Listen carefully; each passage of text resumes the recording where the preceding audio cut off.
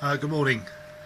It's just a quick update on where we are with the lithium version of the BCM Replacer. You will have seen my post on the forum about two possible options, the lithium BCM Replacer and the standard OEM BCM Replacer. We'll discuss that one later on. So we've got my power supply here. I've now got the OEM current sensor and the little op-amp board there. So it's feeding into the prototype BCM lithium replacer PCB. This has got the video output stage here. It's got the new 18F26K80 PIC. It's got the high voltage detection circuit here.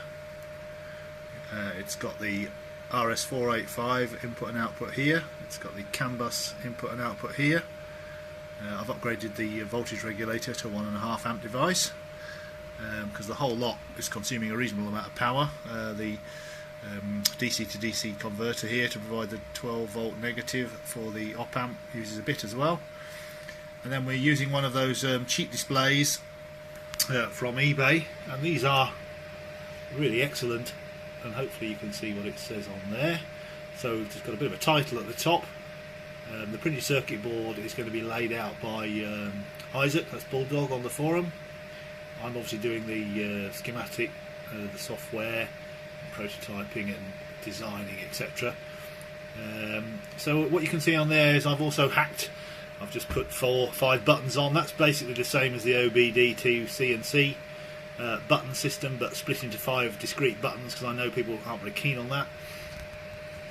So I've just glued those onto the front of there. This is obviously for testing. So if I press these, the key value you can see there will change. So and it just tells me I'm pressing the different buttons. So on them, at the moment on there we've got amps -2, so it's just the actual amount of current that the whole circuit's consuming, including the display, is being measured by the current sensor there. I've just wrapped it around a few times to increase the value so it actually can display. At the moment I've only got it displaying whole amps, but I probably can change that to at least 1 decimal point now, because we've now got a 12-bit ADC on this board, so that gives us a bit more resolution. And you can see the volts is flashing there between 49 and 50, and that's just from my HV power supply. And state of charge is fixed at 75 and temperature is fixed at 25 and 25. The bottom one is just a test byte. So we also have the Orion 2, that's sitting over there in the corner, chugging away. Now if I plug the CAN bus in here, briefly, find it the right way, get it the right way up, trying to hold the camera and plug it in at the same time. Okay, so CAN bus is now plugged in, and the CAN bus data takes priority over the analog data, so the Orion data has now replaced the analog data we were monitoring. So amps is now nothing, volts is nothing, state of charge is 5%, and temperature is high as 23 degrees and low as 22 degrees, so it's reasonably warm in our workshop today. And that's data coming from the CAN bus from the Orion 2 BMS. So now it's just a question of sorting out some more of the software, writing some more software to make use of all the information. Now we're now getting into the device here, and then obviously controlling the MCM or sending relevant data to the MCM. So that's where we are.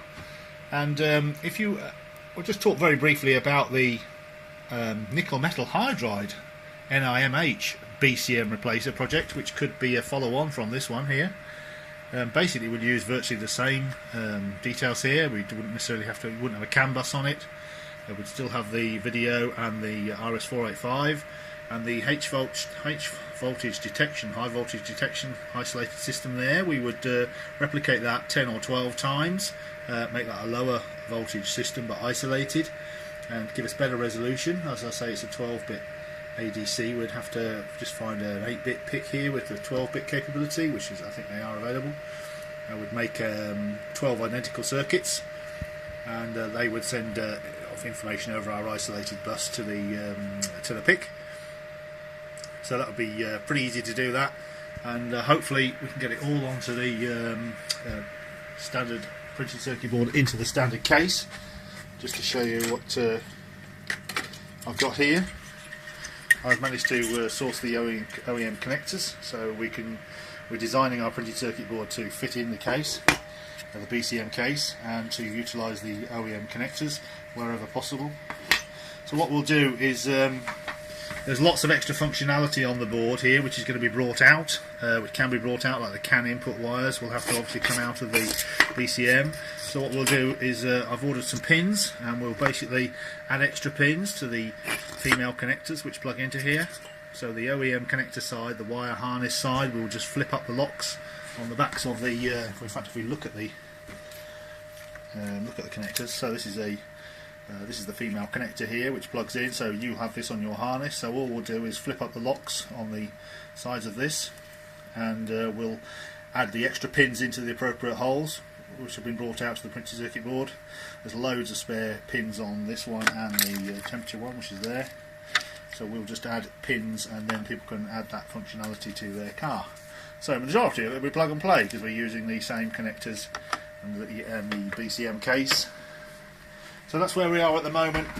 This project looks like it's going to morph into a lithium and then eventually an OEM replacement nickel hydride, a BCM replacer. So that's where we are at the minute.